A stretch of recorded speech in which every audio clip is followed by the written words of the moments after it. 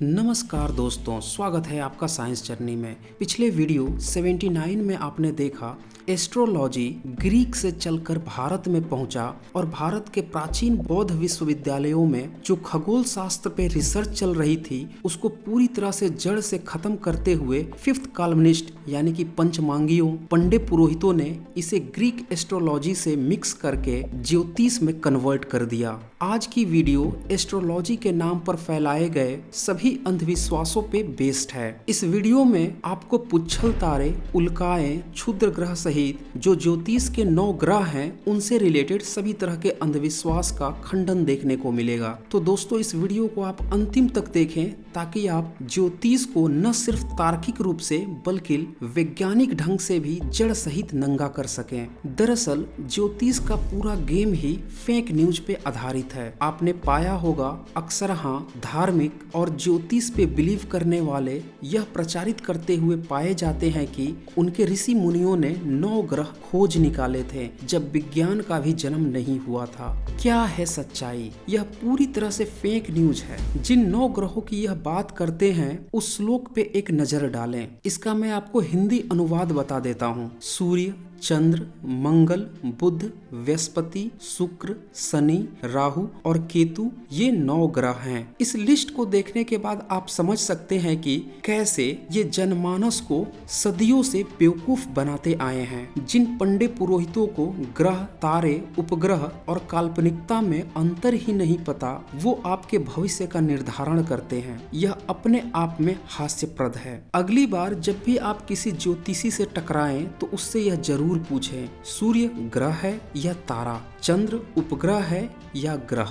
राहु केतु जब काल्पनिक है तो ग्रह कैसे हुए? ज्योतिष में मूर्खता की हद यह है कि उन्हें अपने सौर मंडल में सिर्फ एक ही चांद का पता है, जबकि पूरे सौर मंडल में टोटल 34 चंद्रमा हैं। इन चंद्रमाओं का क्या प्रभाव पड़ेगा, इनके बारे में इनके काल्पनिक ऋषि मुनि इन्हें कभी नहीं बता पाए। और तो और इनकी ग्रह लिस्ट में पृथ्वी तक का नाम नहीं है। जरा सोचिए, जिस पृथ्वी की ग्रेविटी के कारण वायुमंडल से लेकर क्लाउड्स तक सभी जीव जंतु, समुद्र इसका हिस्सा बने हुए हैं, उसी के प्रभाव को यह गायब कर दिए, ग्रह लिस्ट से ही गायब कर दिए। तो फिर ये मानव शरीर पे किसका प्रभाव पड़ना बता रहे हैं और किस मुंह से यह प्रचारित करते फिरते हैं कि मानव शरीर पे अन्य ग्रहों का प्रभाव पड़ रहा है, जब इन्हें ग्रेविटी के ही बारे में नहीं पता। अब एक नजर डालिए एक्चुअल सोलर सिस्टम के ग्रहों पे।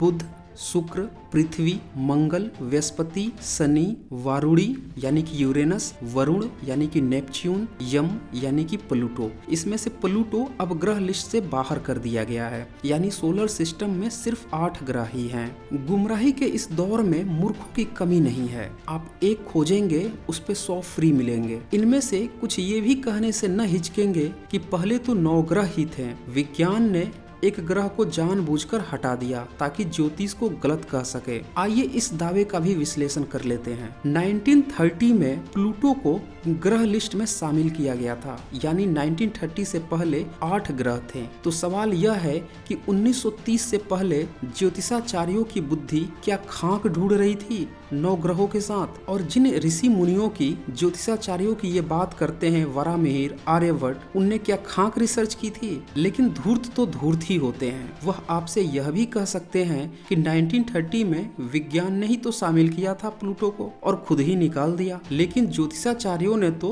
प्लूटो को कभी ग्रह ही नहीं कहा था। ऐसे में आप इनसे जरूर पूछें कि यूरेनस को ऋषि मुनि ग्रह मानते थे क्या? अगर नहीं तो वो उस समय ग्रह नहीं था क्या? हर्शेल एक खगोल वैज्ञानिक थे जिन्होंने 1781 में यूरेनस की खोज की थी। साथ में यह भी पूछे कि नेपच्यून जिसकी खोज 1846 में हुई थी, उसे ज्योतिष में ग्रह क्यों नहीं माना जाता? 1781 से 1846 से 2020 हो गया, लेकिन अब तक ज्योतिष को यह भी नहीं पता कि यूरेनस, नेपच्यून और अर्थ भी ग्रह हैं। आप समझ सकते हैं कि ज्योतिष जो आपके भाग्य, आपकी कुंडली, आपके जीवन साथी और हर पल आपके शुभ मुहूर्त बताने का दावा करते हैं, पंडित पुरोहितों को ग्रह क्या क्या है, कौन कौन है, यह कतई भी नहीं पता। वो भला आपका क्या भविष्य बताते होंगे? या फिर आपकी मूर्खता पर 4 चांद लगा देते हैं। दरअसल ज्योतिष नामक अज्ञानता की मूल जड़ सौर मंडल को अच्छी तरह से न समझना रहा है। अगर आप सौर मंडल को अच्छी तरह से समझ जाए तो आप इस ज्योतिष के गुमराहट से पूरी तरह से आजाद हो जाएंगे। आइए एक नजर डालते हैं सौर मंडल और उसके पूरे स्ट्रक्चर पे।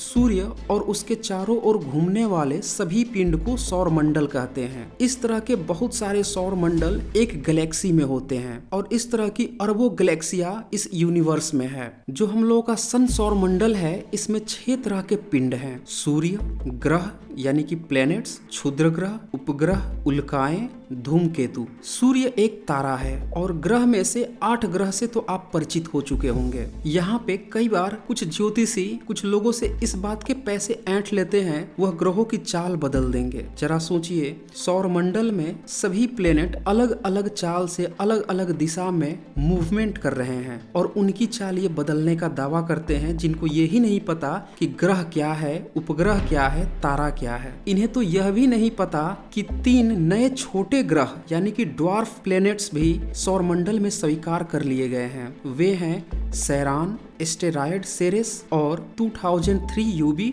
313, जिसका नाम अब एरिस कर दिया गया है। क्या आप सोच सकते हैं कि इन 3 छोटे ग्रहों का नाम इन ज्योतिषियों ने अब तक भी सुना होगा? इसके बाद आता है क्षुद्र ग्रह, जिन्हें अंग्रेजी में एस्टेरॉयड कहा जाता है। ये बहुत ही छोटे छोटे ग्रहों का समूह है। चूंकि ये भी सूर्य के चारों ओर घूम रहे हैं, इसीलिए इन्हें क्षुद्र ग्रह कहा जाता है। इनमें से बहुत से क्षुद्र ग्रह मंगल और बृहस्पति के ग्रहपथों के बीच में पड़ने वाले रास्ते से होते हुए सूर्य के इर्द गिर्द चक्कर लगाते हैं। अभी तक 2000 से भी ज्यादा क्षुद्र ग्रह काउंट किए जा चुके हैं और उम्मीद है कि इनसे भी ज्यादा अभी अवेलेबल हैं। क्या आप सोच सकते हैं कि ज्योतिषों को इन क्षुद्र ग्रह के बारे में पता था जब तक कि विज्ञान ने अपने अति शक्तिशाली दूरबीनों से इन्हें खोज न लिया? अब आइए एक नजर सौर मंडल के उपग्रहों पे भी डालते हैं। जिस तरह सारे ग्रह सूर्य के गिर्द चक्कर काटते हैं, ठीक उसी तरह कुछ पिंड ग्रहों के गिर्द घूमते हैं। इन्हें उपग्रह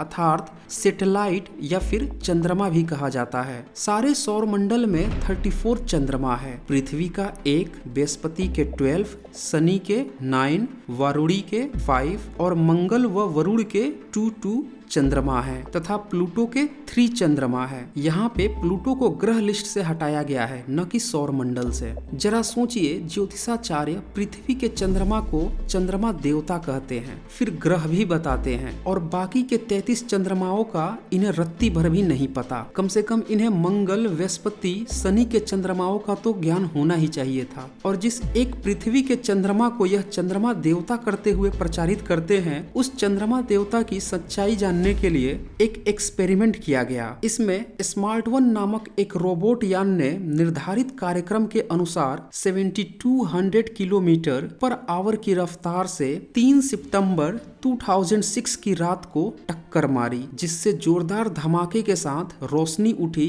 और चांद की सतह पर करीब 5 किलोमीटर से 16 किलोमीटर चौड़ा एक गड्ढा बन गया। यह टक्कर इतना जोरदार था कि इससे उठा मलबा तकरीबन 48 किलोमीटर में फैलने का अनुमान है। जरा सोचिए, ज्योतिषियों के चंद्रमा देवता पर टक्कर मारकर साइंस एक्सपेरिमेंट कर जरूरी जानकारी जुटा रहा था और इस चंद्रमा देवता के भक्तों को अपने चंद्रमा देवता के भविष्य का ही नहीं पता चला, जो दिन रात आम इंसानों के चंद्रमा को कमजोर और मजबूत करते हुए प्रचारित करते हैं। किसी ने भी इस टक्कर से पहले कोई भी भविष्यवाणी नहीं की थी इस टक्कर की। आइए अब सौर मंडल की एक महत्वपूर्ण सदस्य उल्काएं यानी कि मीटियर को भी देख लेते हैं। कई बार रात्रि में हमें टूटते हुए तारे दिखाई देते हैं। वे असल में तारे न होकर धूल या चट्टानों के ऐसे कण या टुकड़े होते हैं जो बाहरी अंतरिक्ष से पृथ्वी के वायुमंडल में आ गिरते हैं। ये उल्काएं सूर्य के चारों ओर चक्कर काटती हैं, लेकिन छोटी होने के कारण नजर नहीं आती। यदि कोई उल्का पिंड पृथ्वी के समीप आ जाती है तो पृथ्वी की गुरुत्वाकर्षण शक्ति के कारण यह वायुमंडल में रगड़ खाते हुए जल उठती है और फिर चमकने लगती है।